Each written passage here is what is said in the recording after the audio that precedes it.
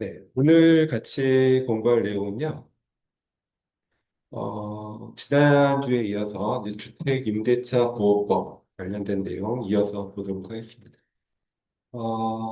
저희가 지난 시간에 이제 말씀드렸던 것처럼, 임대차 보호법, 뭐 주택 임대차 보호법이 있고요. 또 상가 건물 임대차 보호법이 또 별도로 있거든요. 네, 이런 임대차 보호법은 민법상의 임대차에 대한 특별법이라고 말씀을 드렸어요. 우리가 이런 임대차 보호법을 공부하기 전에 마지막에 민법상의 임대차, 뭐 임대인의 권리와 의무, 임차인의 권리와 의무 이런 것들을 공부를 했거든요. 그러니까 민법상의 채권편에 이 임대차에 관련된 내용이 있죠. 그래서 이제 그런 부분들을 먼저 일반론으로 공부를 하고, 그 다음에 그러한 특별법으로 지금 공부하는 이제 주택임대차보호법과 상가임대차보호법이 있습니다. 이게 이제 왜 특별법으로서 의미가 있냐면요. 우리가 처음에 말씀드렸던 것처럼 우리 채권과 물권은 굉장히 중요한 차이점이 있거든요. 그러니까 물권이라는 것은 물건을 직접적으로 지배할 수 있는 권리를 말하고요. 그렇기 때문에 이 물권은 세상 사람 누구에게나, 즉 제3자에게도 효력을 주장할 수 있는 그런 권리입니다. 반면 채권은 채권의 당사자, 즉 채권자와 채무자, 즉 계약의 당사자 사이에서만 주장할 수 있는 권리다라고 말씀을 드렸어요. 그리고 그런 차이가 발생하는 이유는 물건은 그 권리 관계가 제3자, 외부에게 공시가 되기 때문이에요. 여기서 공시라는 것은 권리 관계를 외부에 알린다라는 뜻이거든요. 그래서 등기부를 생각해 보시면 되죠. 그래서 우리가 누구나 어떤 특정 부동산에 대해서 이제 등기부를 떼보면 그 부동산에 어떤 사람이 물건을 갖고 있고 그 내용이 무엇인지를 누구나 알 수가 있습니다. 그래서 누구나 알 수 있기 때문에 누구에게나 그 물건을 주장할 수 있다. 이렇게 연결이 되는 거죠.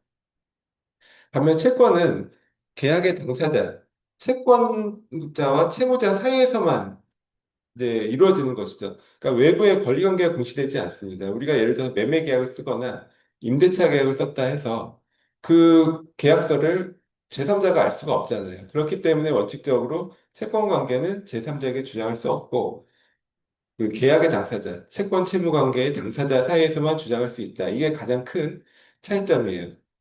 특징이죠. 그래서 우리가 원칙적으로 임차권은 채권이죠. 우리가 지난 시간에 지금 채권법을 공부하고 있잖아요. 그래서 채권법의 일반론을 먼저 공부를 하고 그 채권법 강론으로 들어가서 매매계약에서의 채권관계가 어떻고 그다음에 임대차 계약에서의 채권관계가 어떻고 이런 것들을 차례대로 공부를 했습니다.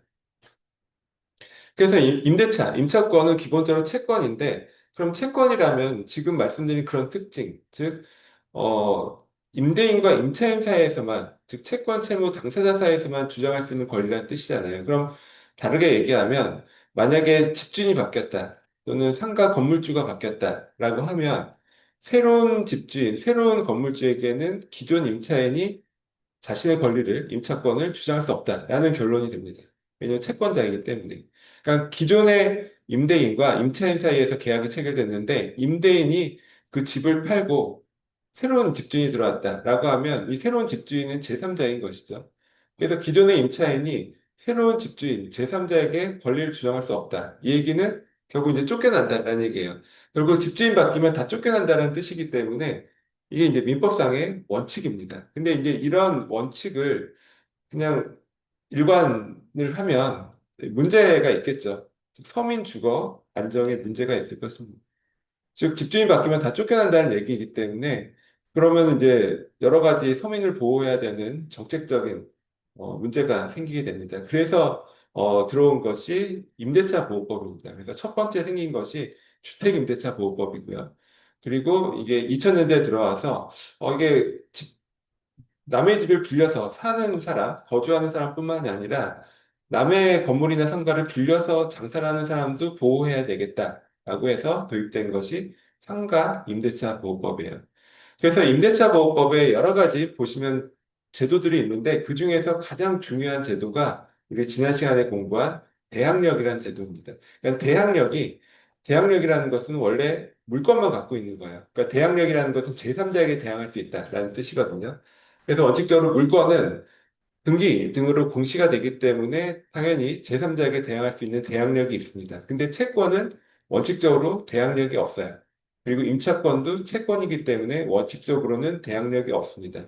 근데 이런 임차권, 채권이지만 특별하게 어떤 일정한 요건을 갖췄을 때는 제3자에게도 대항할 수 있도록 그렇게 효력을 인정을 하고 있어요. 그것을 대항력이라고 하고, 그런 대항력이 인정될 때에는 집주인이 바뀌어도 그 새로운 집주인에게 계속 임차인으로서의 권리를 대항하고 주장할 수 있다라는 그런 것입니다. 그래서 우리가 이제 공부했었던 대항력의 중요한 요건이 두 가지였죠. 그러니까 주택임대차의 경우에는 주민등록을 그 집에 이전을 하고 즉 전입신고라고 하죠. 그리고 주택을 인도받는다는 것은 결국 뭐 입주를 한다, 뭐 이사를 간다 이런 뜻이잖아요. 점유를 이제 점유를 이전받는 것이죠. 그 임차인이. 그러니까 이런 두 가지 요건을 갖추면 대항력이 발생할 수 있다. 근데 이 대항력의 발생 시점도 중요했습니다.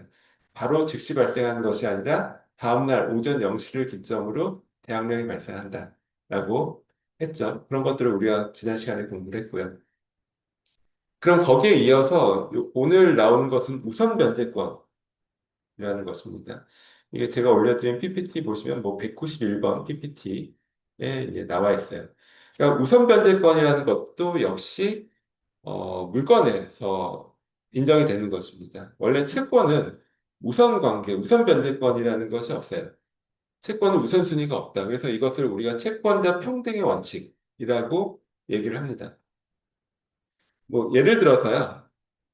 이런 거죠. 우리가 A라는 사람이 채무자입니다. 그리고 이제 B라는 사람이 이 A라는 사람한테 1,000만 원을 빌려줬어요. 1,000만 원의 채권자예요. 그러니까 1월 1일 날 1,000만 원을 빌려준 채권자입니다. 그리고 C라는 사람이 또 A한테 1,000만 원을 2월 1일 날 빌려줬어요. 또 채권자죠. 이때 만약에 채무자 A가 이 B와 C에게 1,000만 원 채무를 잘 갚으면 뭐 특별한 문제가 없겠지만 문제는 이 채무자가 못 갚는 경우가 있겠죠. 그럼 못 갚을 때, 예를 들어서 이 채무자가 집을 한 채 갖고 있습니다. 뭐 1,000만 원짜리 집을 갖고 있어요. 그러면은 이 채권자들이 이 채무자가 소유하고 있는 이 집을 뭐 경매로 넘겨서 자신의 채권을 이제 확보를 해야 되겠죠. 그때 이 집이 뭐 2천만 원, 3천만 원 되는 집이면 뭐 B, C 모두 자기 채권 1,000만 원을 돌려받겠지만 이게 1,000만 원밖에 안 되는 집이죠. 그러면은 B 씨의 모든 채권을 돌려받기에 부족한 자산이잖아요. 그럼 이런 경우에 B가 내가 먼저 1월 1일 날 돈을 빌려주고 채권자 권리를 취득했잖아요. 그리고 C는 한 달 후에 돈을 빌려주고 권리를 취득한 사람이기 때문에 B가 C보다 우선하냐. 즉 B가 내가 먼저 권리 취득했으니까 내가 먼저 돈을 받아야겠다라는 우선권을 주장할 수 있느냐 하면 이게 안 된다라는 얘기예요. 그 B와 C는 그냥 채권자 관계에 불과하기 때문에 성립 순서, 즉 권리의 성립 순서와 상관없이 그냥 평등합니다. 그러니까 순위가 따로 없다라는 거예요. 이것을 우리가 채권자 평등의 원칙이라고 합니다. 그래서 채권자 사회에서는 아무리 권리가 그 순서대로 발생했다 하더라도 우선순위가 없다라는 그런 뜻이고요. 그래서 만약에 B가 1,000만 원을 빌려주면서 나는 좀 우선권을 갖고 싶다라고 하면 그냥 단순하게 돈을 빌려준 채권자로서는 안 되고 여기에 이제 등기를 해야 되죠. 등기를 한 물권자가 되면 지금 말씀드린 것처럼 물권은 우선순위가 있다고 했어요. 성립 순서에 따라서. 그래서 등기를 한 물권자라면 이때는 나중에 권리를 가진 다른 사람에 비해서 내가 우선한다라고 우선권을 주장할 수가 있습니다. 이걸 우리가 잘 알고 있는 저당권이라고. 그러니까 저당권은 물권입니다. 그러니까 저당권은 등기를 하죠. 그래서 등기부를 통해서 제3자 누구나 이 집에, 이 부동산에 누구가 저당권을 갖고 있다는 것을 누구나 알 수가 있어요. 그렇기 때문에 제3자에게도 대항력, 아까 얘기한 권리를 제3자에게도 주장할 수 있고, 또 우선권이 있습니다. 우선순위에 따라서 우선 변제권도 주장할 수 있는 것이죠. 그래서 채권은 원칙적으로 우선 변제권이 없고 물권은 우선 변제권이 있다. 이렇게 이제 알아두시면 되는데 아까 대항력과 마찬가지로 임차인은 또 이제 내가 집주인이 바뀌어도 그 집에 계속 거주해서 살 수 있어야 된다. 이런 대항력이 있다라는 것도 중요하지만 또 임차인은 나중에 보증금에 대해서는 돌려받을 수 있는 채권자잖아요. 임대인은 채무자, 보증금에 대해서 채무자이고. 그래서 임차인이 나중에 만기가 됐을 때 보증금을 우선적으로 돌려받을 수 있는 권리도 굉장히 중요하겠죠. 근데 단순한 채권자인 임차인으로서는 이런 우선권이 없습니다. 그래서 그거에 대해서도 임대차 보호법에 이렇게 특별하게 규정을 하고 있어요. 그러니까 대항력이 인정된다는 것을 전제로 해서 대항력을 갖췄다는 것을 전제로 해서 어떤 요건을 특별히 더 갖추면 그때는 임차인은 채권자이지만 우선 변제권을 갖게 됩니다. 즉 나중에 임대인이 보증금 못 돌려줄 때 그 집을 팔아서라도 그 집을 경매에 넘겨서라도 내 그 보증금을 우선적으로 돌려받을 수 있다. 이런 권리라고 볼 수가 있어요. 그래서 그걸 우선 변제권이라고 하고요. 그런 우선 변제권이 성립하게 하는 요건은 확정일자입니다. 많이 아시죠? 그러니까 대항력을 갖췄다는 걸 전제로 해서요.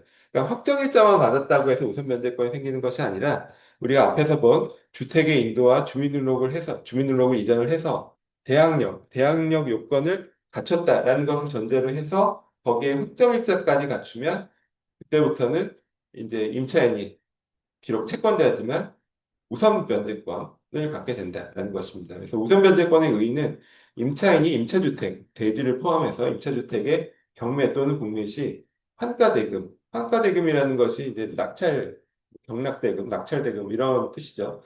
그러니까 낙찰받은 사람이 낸 돈에서 후순위 권리자나 그 밖의 채권자보다 우선하여 보증금을 변제받을 수 있는 권리다. 이렇게 정의를 하고 있습니다. 근데 여기서 이제 우선하여 변제를 받을 수 있다라고 했지 무조건 우선한다는 뜻은 아니에요. 우리가 아까 저당권도 우선하여 변제를 받을 수 있는다라는 얘기는 내가 뒤에 성립된 권리보다는 우선한다는 뜻이지만 나보다 앞에 선순위 권리보다는 우선할 수는 없잖아요. 그러니까 이거는 정확한 뜻은 우선 순위에 따라서 변제를 받는다라는 그런 뜻입니다. 그래서 내가 만약 선순위면 뭐 가장 앞서서 변제를 받겠지만 내가 후순위면 우선순위가 후순위이기 때문에 뭐 뒤에 앞에 사람이 먼저 변제받고 뒤에 변제받는 식으로 순위가 정해지게 됩니다. 어쨌든 이런 것들을 우선 변제권이라고 하고요. 이 성립 요건은 대항력 요건을 갖추고 거기에 더 나아가서 확정일자를 갖췄을 때. 그래서 예전에는 확정일자 같은 경우에 뭐 주민센터 같은 데 찾아가서 확정일자를 받도록 뭐 그렇게 되어 있었어요. 그러다 보니 뭐 예를 들어서 뭐 전입신고는 했는데 뭐 확정일자를 뭐 안 받았다거나 뭐 전신고를 하고 확정일자를 한참 후에 만났다거나 뭐 이런 일들이 좀 있었죠. 근데 요즘은 이제 온라인으로 확정일자도 온라인으로 다 받을 수가 있잖아요. 그래서 요즘은 거의 의례적으로 주택을 인도받고 전신고를 하고 확정일자도 뭐 바로바로 이렇게 보통들 많이들 하시죠. 근데 이제 예전 판례 같은 경우에는 전신고를 했는데 확정일자를 안 받았다거나 아니면 한참 후에 받았다거나 뭐 이런 일들이 있었기 때문에 그래서 대항력과 웃음변제권이 뭐 어떻게 이제 발생하는지에 대해서 뭐 그런 판례들도 조금 있습니다. 네. 그 내용도 뒤에 나오거든요. 그 내용 판례관에서도 다시 뒤에서 보도록 하겠습니다.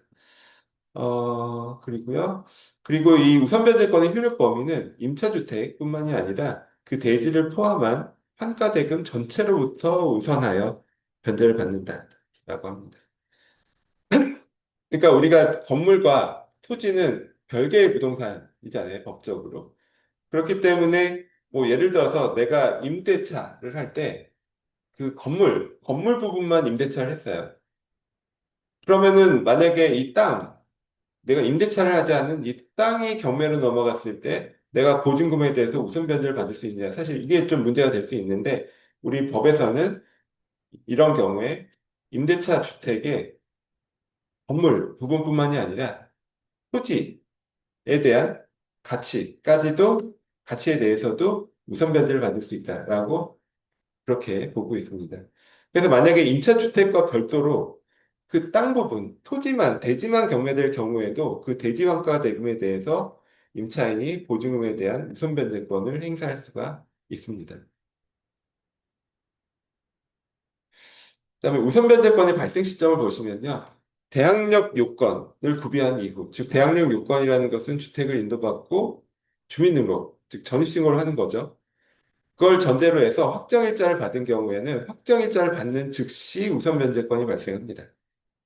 근데 그게 아니라 확정일자를 대항력 요건을 구비한 당일, 즉 주택을 인도받고 전입신고를 하고 그 같은 날 확정일자를 받았다는 거예요. 또는 그 이전에, 즉 확정일자를 먼저 받고 그 이후에 전입신고를 한 경우, 이런 경우에는 우선 변제권도 대항력과 마찬가지로 인도와 주민등록을 마친 그 다음날 오전 0시를 기준으로 발생합니다.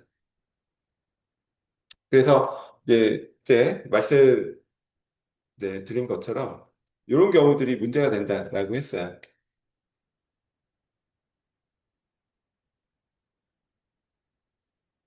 예를 들어서 1월 1일 날 임차인이 예를 들어 오전에 1월 1일 날 오전에 임차인이 전입신고도 하고 주택을 인도받고 확정일자까지 받았어요. 근데 그날 오후에 저당권 등기가 됐습니다. 그럼 이 경우에 일단 이 임차인에게 대항력이 발생하냐? 대항력이 발생하지 않는다라고 했죠. 네, 왜냐하면은 그 대항력이 발생하는 시점은 바로 즉시 발생하는 것이 아니라 1월 2일, 즉 다음날 오전 0시를 기점으로 발생하잖아요. 그렇기 때문에 이런 경우에는 저당권이 앞서는 거죠. 다음날 오전 0시를 기점으로 대항력이 발생하고 저당권은 그 전날인 1월 1일 오후에 효력이 발생하는 것이니까 이 경우에는 저당권이 선순위고 이런 경우는 예를 들어서 경매로 넘어갔을 때 임차인은 그 낙찰자에게 대항력을 주장할 수가 없습니다. 낙찰자에게 대항력을 주장할 수 없다.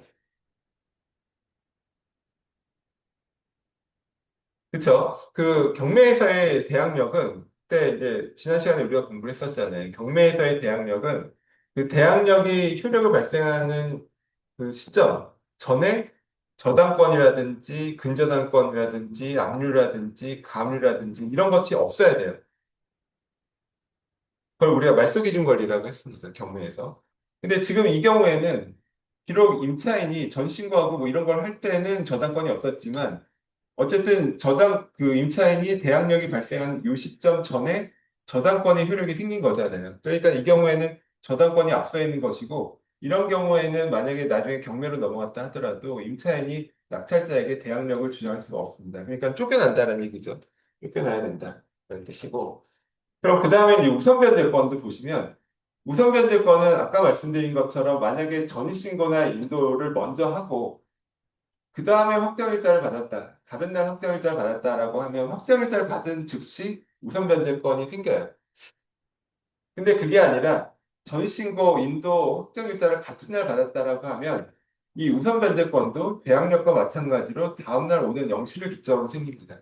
그러니까 이 얘기는 결국 우선 변제권이라는 것은 대항력이 효력을 발생했다라는 것을 전제로 해서 생긴다는 뜻이죠. 그래서 뭐 일반적으로는 확정일자를 받으면 바로 우승면제권이 생긴다라고 말할 수는 있지만 이런 경우처럼 아직 대항력이 효력이 발생하기 전이라면 이 확정일자로 인해서 우선변제권이 발생하는 시점도 대항력 발생 시점과 이제 같다라고 보게 됩니다. 그럼 이런 경우에는 역시 마찬가지로 나중에 배당, 즉 경매로 넘어갔을 때 그 경락대금에서 이제 배당을 받잖아요. 그럴 때도 임차인은 우선변제권이 있죠. 대항력은 없지만. 왜냐면은 대항력이 없어서 쫓겨날지언정 어쨌든 확정일자를 받았으니까는 우선순위에 따라서 자신의 보증금에 대해서 변제는 받을 수가 있어요. 근데 문제는 우선순위가 밀리는 거죠. 저당권이 먼저 변제를 받고 남는 돈에 대해서 임차인이 보증금에 대해서 이제 우선 변제를 받게 됩니다. 그래서 이제 그런 내용이고요. 그러니까 이게 이렇게 좀 복잡하게 된 이유는 지난 시간에 말씀드린 것처럼 이 대학력이 이런 전입신고나 주택을 인도받은 즉시 발생하는 것이 아니라 다음날 오전 0시에 발생하는 뭐 이런 문제 때문에 이렇게 좀 복잡한 문제들이 생기죠. 네, 그렇습니다. 참고하시면 좋을 것 같고요. 그래서 이게 우리가 이런 수업에서 뭐 공부 차원에서도 중요하지만 이게 실제로 임차인분들 중에 이런 걸로 뜻하지 않게 피해를 보는 분들이 되게 많잖아요. 뭐 요즘에 많이 나왔었던 뭐 전세 사기라든지 뭐 이런 것도 사실 이런 케이스들이 많이 있었어요. 그걸 일부러 고의적으로 임대인이 했는 건지는 모르겠지만 하여튼 이런 걸로 인해서 나중에 임차인들이 나중에 피해를 보는 경우들이 많이 있어서, 근데 그때 지난 시간에 말씀드린 것처럼 우리가 보통은 임대차를 하고 전입신고를 하고 뭐 확정일자 받을 때 등기부를 떼보잖아요. 그럼 등기부를 떼보면 이런 경우에는 깨끗하죠. 그래서 내가 당연히 선순위 있구나, 대항력이 있구나 라고 생각하고 들어가는데 나중에 이렇게 뒤에 저당권이 같은 날 생길 수도 있거든요. 그래서 이거를 이제 사실은 보통 언제 발견하냐면 안심하고 살다가 뭐 몇 년 지나서 한참 뒤에 뭐 경매로 넘어갔을 때 그때 이제 알게 되는 경우가 많아요. 그러면 사실 거의 뭐 피해를 이제 회복하기가 거의 어렵거든요. 그런 상태에서는. 그래서 보통 임차인이 이렇게 했으면 보통 며칠 뒤에라도 한 번쯤 더 다시 이제 등기부를 확인해 보는 것이 좋습니다. 왜냐면 이런 경우가 있을 수 있으니까. 그렇게 되면은 그럴 경우에는 어쨌든 임대인이 아직 뭐 경매 넘어가기 전이니까 임대인에게 어떻게 뭐 해결해 달라 뭐 이렇게 어떻게 요구를 해서 뭐 해결의 가능성이 그나마 조금이라도 있을 수는 있겠죠. 근데 나중에 경매 넘어갔을 때 이게 발견이 되면 거의 이제 해결 가능성이 없는 그런 문제가 생깁니다.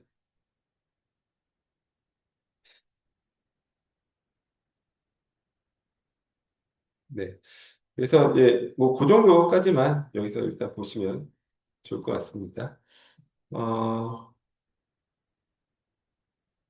그리고 임차인이 이런 우선 변제를 받기 위해서는요, 반드시 법원에 배당 요구를 해야 합니다. 우리가 저당권의 경우에는, 그러니까 저당권 등기부에 1번 저당권자 누구, 2번 저당권자 누구 이렇게 나와 있잖아요. 그래서 만약에 이 목적된 부동산이 경매로 넘어갔을 때 저당권자가 굳이 배당 요구를 하지 않아도 그 법원에서 저당권자 찾아 배당을 해주죠. 근데 임차인은 등기부를 떼봐도 임차인 이름이 안 나와 있잖아요. 그러니까 임차인의 경우에는 특별히 배당 요구를 해야 됩니다. 나한테 배당을 해달라. 요구를 해야, 그래야 법원에서 알고 배당을 해준다는 거죠. 이거 배당을 안 하면 네가 누군 줄 알고 배당을 해주냐. 이런 개념이에요. 그리고 이때 배당 요구는 아무 때나 할 수 있는 것이 아니라 배당 요구 종기라는 것이 있습니다. 그러니까 배당 요구를 언제까지 해야 된다. 이런 시기가 있죠. 그래서 그걸 지나치면 배당을 못 받는 그런 문제가 있어요. 그래서 이제 그런 것도 이제 일반적인 저당권과 차이가 있다. 그 정도 알아두시면 좋을 것 같고요. 그 다음에 이제 세 번째 중요한 제도가 소액 임차인의 최우선 변제권입니다. 그러니까 여기는 이제 한 글자가 더 들어가죠. 아까는 우선 변제권인데 이건 최우선 변제권이잖아요. 그러니까 이 얘기는 아까 우선 변제권은 우선 순위에 따라 변제받는다라는 뜻이니까 내가 후순위면 뒤에 변제받는 수도 있는 거죠. 근데 최우선 변제권은 내가 누구보다도 앞서서 변제를 받는다. 이런 뜻입니다. 그래서 이런 최우선 변제권을 아무에게나 인정을 해주면 안 되겠죠. 그래서 이런 것은 소액 임차인, 즉 특별히 보호를 받을 만한 그런 좀 서민들, 이런 사람들의 경우에만 특별히 이제 그런 사람들의 보증금도 전체가 아니라 일정 범위 내에서 가장 우선적으로 변제하도록 그렇게 제도화하고 있습니다. 그래서 최우선 변제권의 의의는요, 임차인은 보증금 중 일정액을 다른 담보물권자보다 우선하여 변제받을 수 있는 권리입니다. 그래서 선순위 저당권 등 다른 담보물권이 먼저 성립한 경우에도 소액보증금 최우선 변제권이 이제 가장 우선하게 됩니다. 네, 다른 담보물권이 먼저 성립해도. 그러니까 저당권이 먼저 성립하고 그 후에 임차인이 뭐 전입신고를 하고 뭐 주택을 인도받고 들어왔다는 거예요. 그러면 일반적으로는 저당권이 당연히 선순위이기 때문에 뭐 임차인이 저당권자가 다 돈을 돌려받으면 그다음에 남는 돈 있으면 후순위로 돌려받는 게 맞겠죠. 근데 이 임차인이 소액 임차인이고 그 소액 임차인의 일정 보증금 중에 일정 범위 내에서는 앞서 먼저 설정된 저당권자보다 우선해서 먼저 돈을 받아갈 수 있다. 이런 뜻입니다. 그리고 이때는 최우선 변제권이기 때문에 국세기본법상 국세 또는 가산금보다도 우선해서 변제가 가능합니다. 물론 이게 이제 자세하게 들어가 보면 당해세라는 것이 있어요. 세금 중에서도 당해세라는 것이 있는데 그게 뭐냐면 재산세, 종부세 이런 거죠. 그 해당 부동산 자체에 대해서 부과되는 세금이 있습니다. 그런 세금은 가장 먼저 받아갈 수가 있어요. 그 세금이 가장 최우선이라는 거죠. 그래서 이제 그런 것보다 먼저 받아가는 것은 아니고, 예를 들어서 뭐 임대인이 뭐 다른 국세나 뭐 이런 세금을 밀린 것이 있다. 그러면은 그런 돈보다도 이제 이 소액임차인의 최우선 변제권이 우선한다. 그런 뜻입니다. 당해세보다 우선한다라는 개념은 아니고요. 그래서 이런 것은 영세 임차인의 최소한의 주거 안정을 위한 강력한 보호 장치다라고 보고 있습니다. 그리고 이 소집 요건을 보시면요. 주택에 대한 경매 신청 등기 전에 대항 요건, 즉 주택의 인도나 주민등록을 갖출 것을 소유임차인의 최우선 변제권의 요건으로 합니다. 여기서 주의할 것은 확정일자는 요건이 아니에요. 확정일자는 우선 변제권의 요건이지만 최우선 변제권의 요건은 아니고 그냥 주택을 인도받고 주민등록을 하면 됩니다. 근데 이때 시기가 경매 신청의 등기 전에만 가능합니다. 경매 신청 등기 전. 그러니까 경매 신청 등기가 된 이후에 들어온 임차인, 소액 임차인까지는 보호해주지 않겠다 이런 취지고요.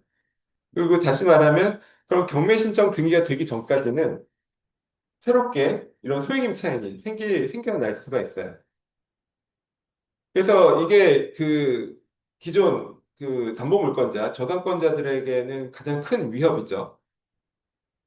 그리고 이때 최우선 변제권, 소액 임차인은 뭐 한 집에 한 명만 생기는 것이 아니에요. 우리가 나중에 이제 경매 같은 거 넘어갈 때쯤 보면은 예를 들어 방이 4개 있으면 방 하나당 소액 임차인이 한 명씩 들어오는 경우들이 많아요. 그러니까 이게 그런 경우는 사실 상당히 의심스럽죠. 이건 뭔가 진짜 임차인이 아니라 뭔가 좀 다른 목적이 있다라고 이제 느껴질 수는 있는데 어쨌든 그런 것들이 입증되지 않는 한은 방 하나에 임차인이 한 명씩 들어와 있다 하더라도 그거 자체로 뭐 불법은 아닙니다. 그럼 그런 경우에 예를 들어서 내가 먼저 돈을 빌려줬지만 나중에 경매 넘길 때 보니까 방 하나에 소액 임차인이 한 명씩 들어와 있다. 그러면 그 사람들이 나보다 먼저 돈을 받아간다는 거잖아요. 그러면 돈 빌려준 사람이 굉장히 뜻하지 않은 피해를 볼 수가 있고 그래서 이제 은행의 경우에는 뭐 이걸 너무 잘 알기 때문에 애초에 저당권 설정하고 돈을 빌려줄 때 나중에 이런 소액 임차인들이 방 하나하나씩 들어올 수 있다는 것까지 감안해서 대출 금액을 제한을 해요.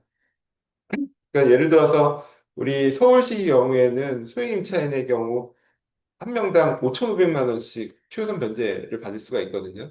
그러니까 예를 들어서 방이 4개다. 그러면은 나중에 뭐 한 2억 2천 정도 이 소액 임차인들이 먼저 받아갈 수가 있다는 거죠. 그래서 예를 들어 은행이 돈을 빌려줄 때 지금 현재는 임차인이 없다 하더라도 나중에 이런 사람들이 들어올 수 있으니까 그것까지 먼저 감안해서 대출 금액을 그 부분을 빼고 제한해서 대출을 해준다. 뭐 이런 개념이죠.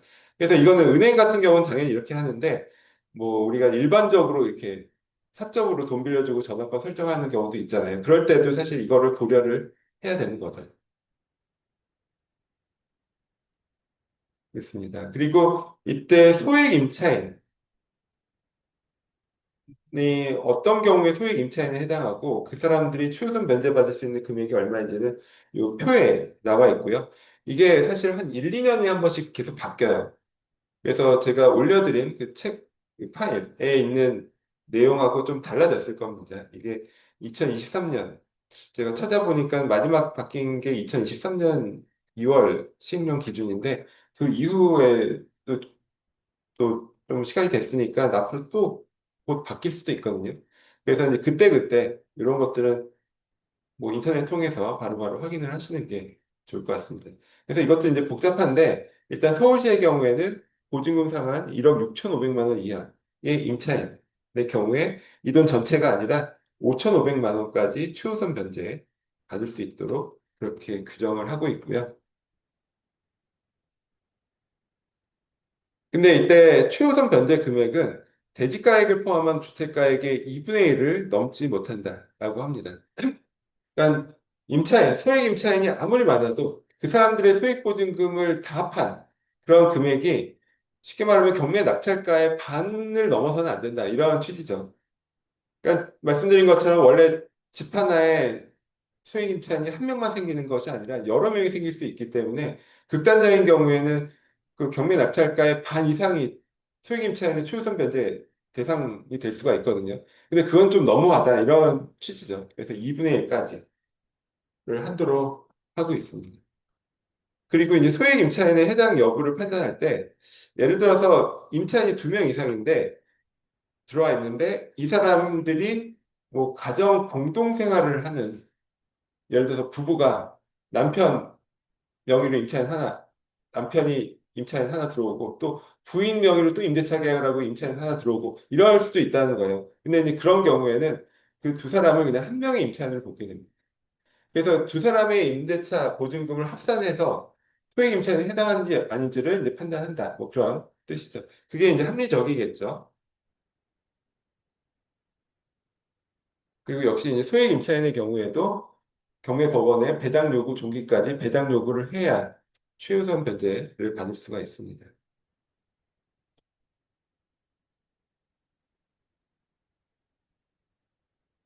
그리고 이제 뭐 최우선 면제권이 이렇게 이제 제도의 취지는 영세한 임차인들을 보호한다는 취지인데 사실 이게 우리가 보더라도 좀 상당히 악용될 가능성들이 좀 있잖아요. 그래서 이런 것들을 제한하는 대법원 판례들이 좀 있습니다.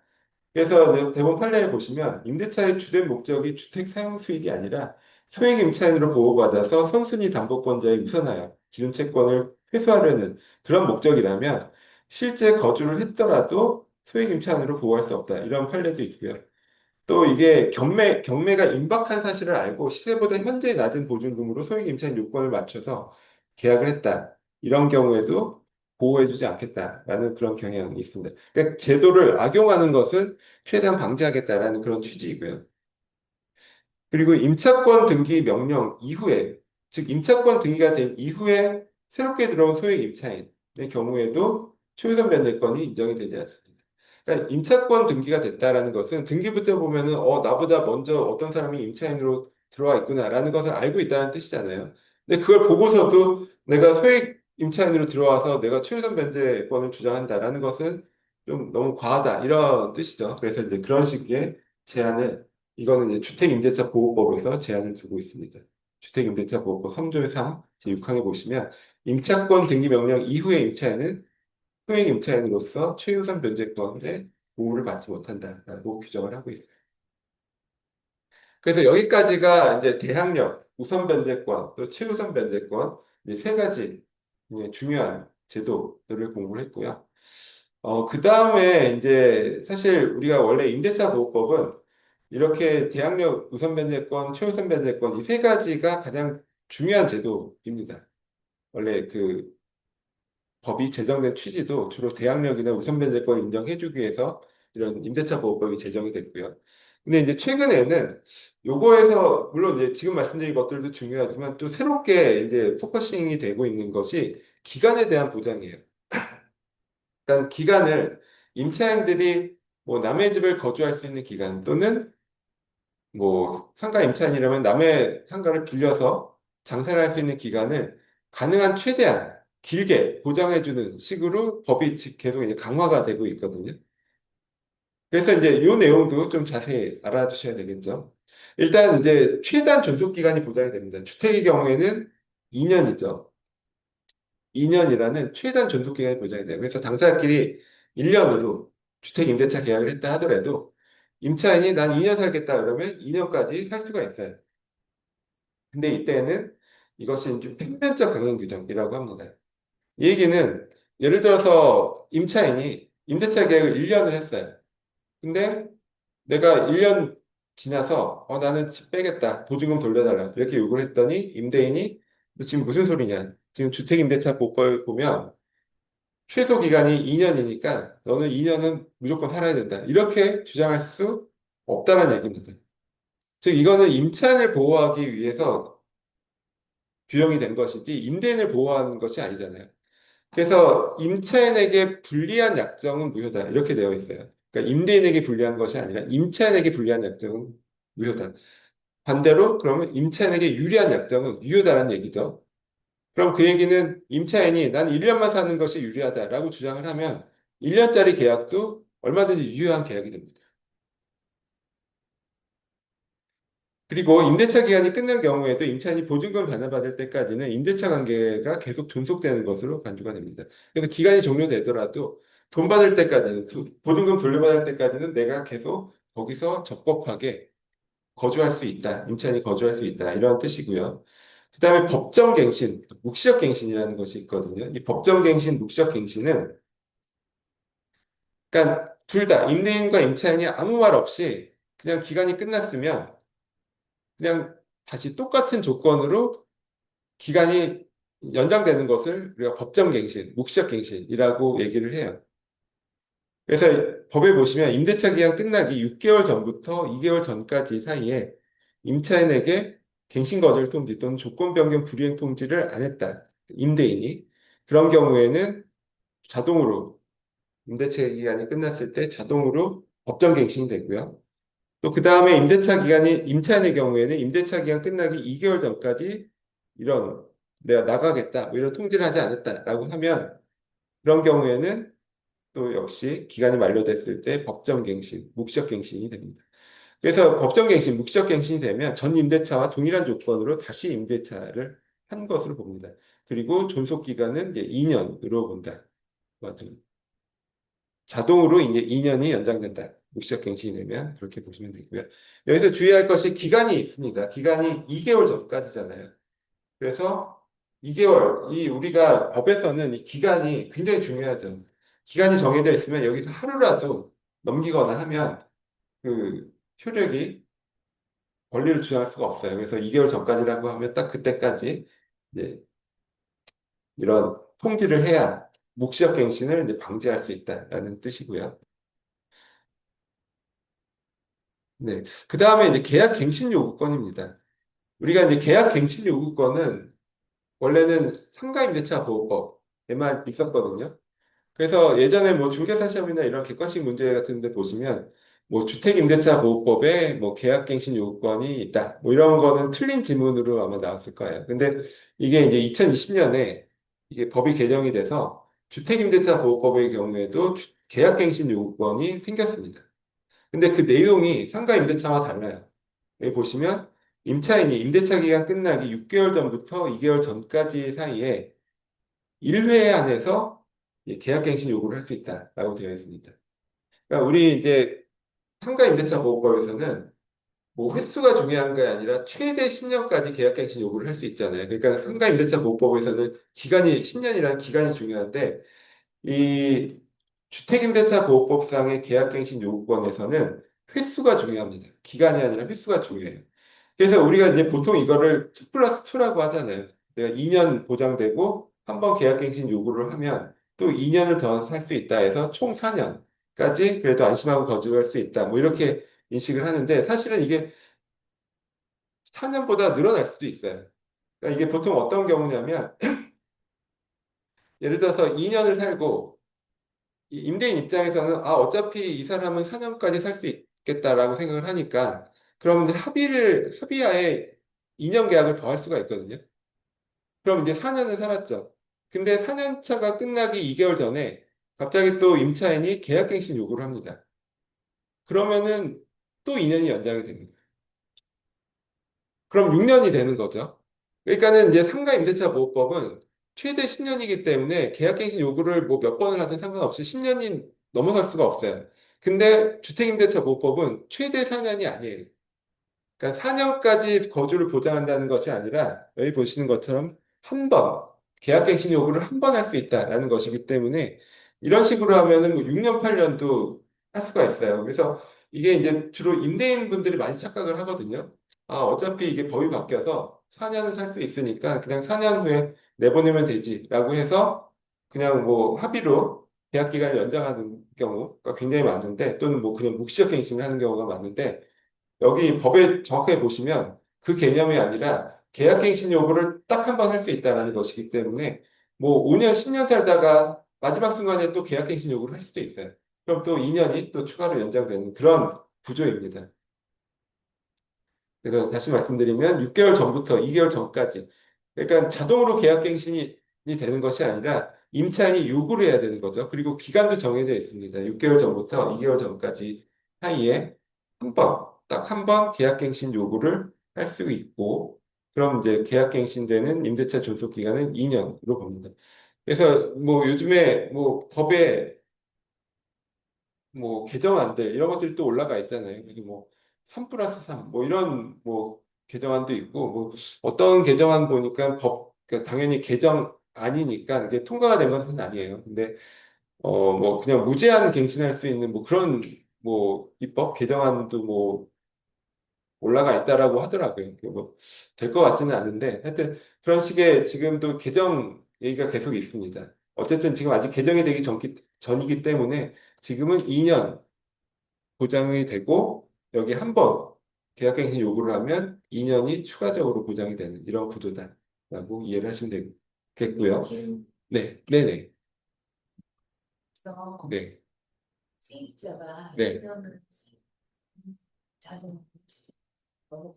네네네, 네, 계약갱신 청구권을 네, 주인이 네, 그 이후에 쓴다 하면 네, 다시 한번 또 넘어갈 수, 세입자가 쓰겠다 하면 또 네네. 넘어가는 거죠, 자동. 예, 예, 그렇죠. 그러면 이득되는 시점에 네. 또 아니요, 그냥 임차인으로서는 묵시적갱신이 더 유리하죠. 그렇죠. 예, 임차인으로서는 계약, 그쵸. 임대인으로서는 계약갱신 요구를 하도록 하는 게 유리한 거고요. 그러니까 이런 개념, 네, 딸이 많습니다. 네. 지금 그러니까 임대인 입장에서 할 수 있는 거는요. 네. 아까 얘기한 2개월 전까지 묵시적갱신을 방지하기 위해서, 그러니까 6개월 전부터 2개월 전이죠. 까지 묵시적갱신을 방지하기 위해서 나가라, 계약 종료, 이제 끝날 때 나가라라고 통지를 해야 돼요. 통지를 하지 않으면 자동으로 묵시적 갱신이 됐잖아요. 그럼 2년을 더 사는 거죠. 그러니까 지금 2년을 살았잖아요. 2년은 보장이 되는 것인데 만약에 이게 묵시적 갱신이 되면 그냥 또 2년을 더 살죠. 그리고 총 4년이죠. 그럼 4년이 되기 한 2달 전쯤에 이제 임차인이 계약갱신 요구를 하면 또 2년이 더 붙죠. 그러니까 총 6년을 살 수 있는 거죠. 근데 보통 이제 임대인 분들이 어차피 4년은 사는 건가 보다라고 해서 별로 신경을 안 써요. 네. 그러면은 2년 살고 그냥 묵시적갱신으로 또 2년을 살아요. 그러면 이제 4년째 되니까 얘 4년 살았으니까 이제 내보내면 되겠지? 라고 생각을 하다가 하는데 이제 임차인이 계약갱신 요구를 하는 거죠. 그럼 또 2년이 또 붙는 거죠. 네, 그런 거기 때문에 그러니까 임차인 입장에서는 그냥 묵시적갱 내가 계약갱신 요구권이라는 거 한 번 사용할 수 있는 거니까 이거 한 번을 사용하기보다는 그냥 묵시적갱신이나 뭐 아니면 합의로 계약을 갱신하거나 이렇게 연장하는 것이 유리하고 반면 임대인 입장에서는 계약갱신 요구권을 사용하도록 하는 게 유리한 거죠. 계약갱신 요구권을 사용하도록 하는. 그래서 근데 계약갱신 요구권을 사용을 하는 거는 임차인 마음이니까 그걸 임대인이 강제할 수는 없잖아요. 그럼 이제 임대인 입장에서는 할 수 있는 것은 이 2개월 전까지 묵시적갱신을 방지하기 위해서 2개월 전까지 그 계약을 나가라라고 통지를 하거나 아니면 임대를 올려달라 이런 통지를 하면 묵시적갱신이 방지가 되거든요. 그리고 이제 임차인의 계약갱신 요구권도 딱 2개월 전까지 할 수 있잖아요. 그러니까 만약에 임대인이 이런 계약 종료에 나가라 통지를 했는데 임차인이 그때까지 계약갱신 요구를 안 했다. 그러면은 진짜 2년으로 끝나는 거죠. 예, 그래서 임대인이 더 유리할 수가 있어요. 신경 안 쓰면 모르고 그냥 자동으로 너무 시작이 넘어가는 거죠. 네. 그, 그쵸. 그리고 이게 이제 보통 언론이나 뉴스나 이런 데서 보면, 이게 법이 바뀌어서 2년에 추가 2년이 보장이 돼서 총 4년 보장된다. 이렇게만 이제 하니까 사람들이, 그럼 어차피 4년은 그냥 보장되는구나 하고 신경을 안 씁니다. 4년 이후에 내보내야겠다. 이렇게만 생각을 하는데 이게 사실 법을 자세히 보면 그렇지 않다는 거죠. 그러니까 사실 그래서 우리가 실제로 법 규정을 봐야 돼요. 법 규정을 보면 이게 뭐 뭐 우리가 다 국어는 할 수 있기 때문에 어렵지 않은 것인데 법 규정을 안 보면 사실 이런 오해가 생겨서 뜻하지 않은 뭐 피해, 손해를 볼 수도 있습니다.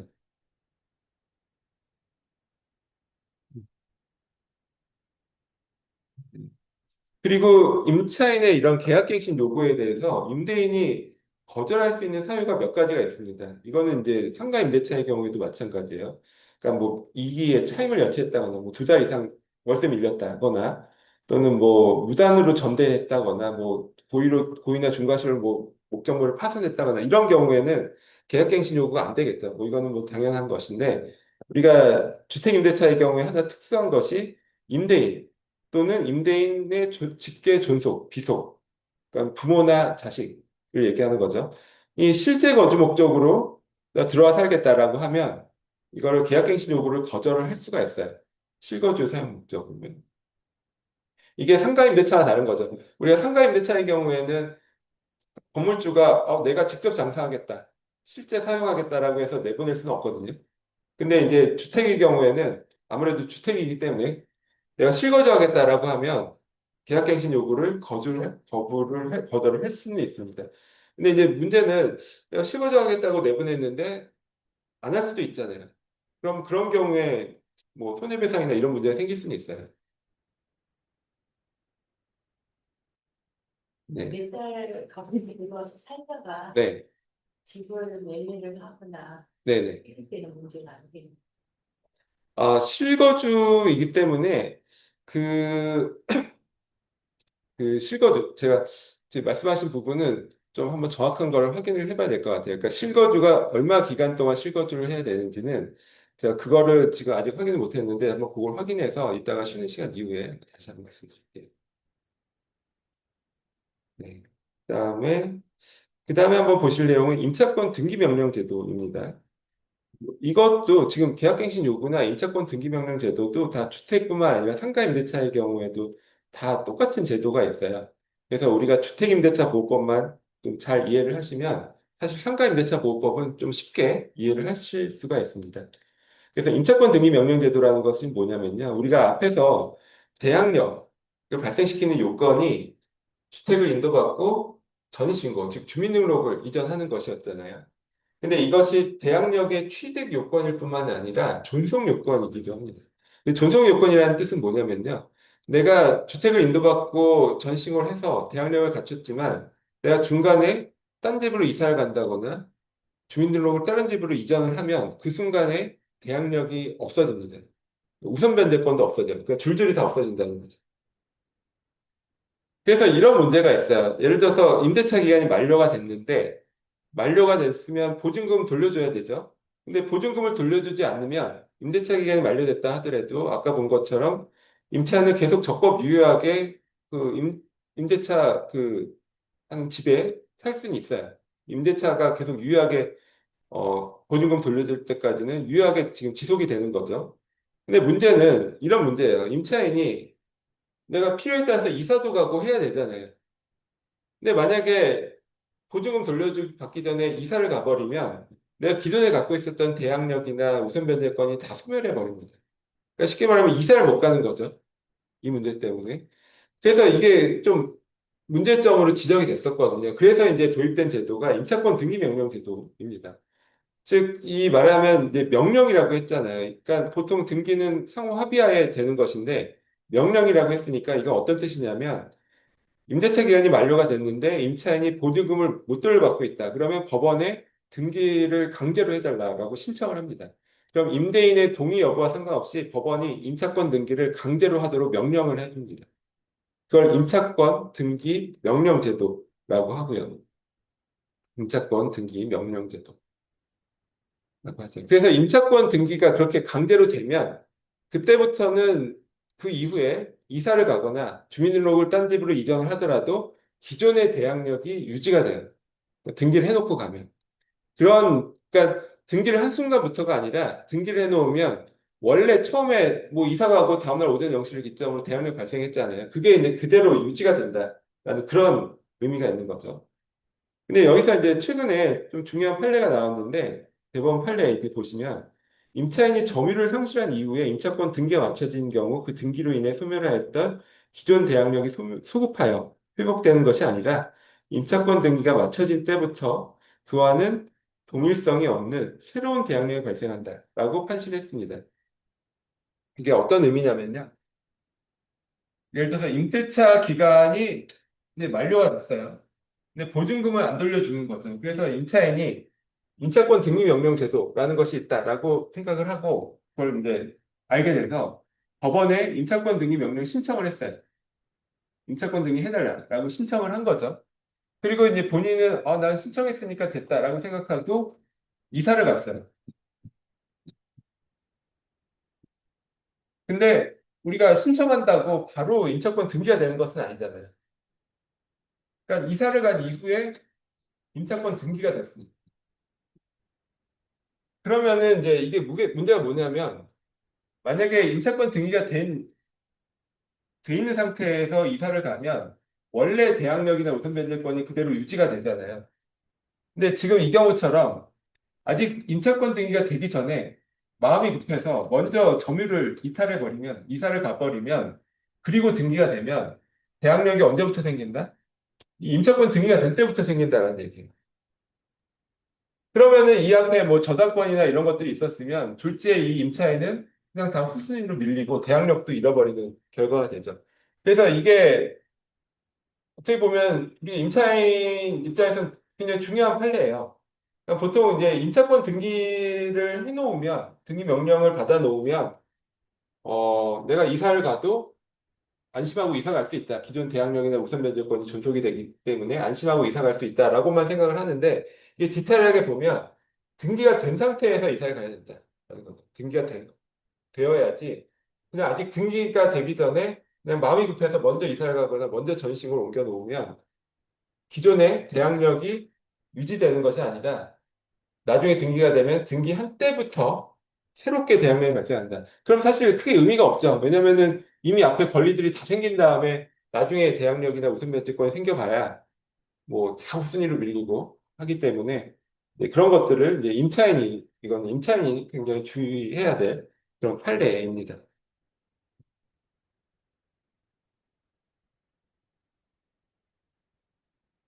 네, 그래서 이제 이 정도까지 보시고요. 이제 그다음에 상가 임대차 보호법 좀 쉬었다가 상가 임대차 보호법 좀 보도록 하겠습니다.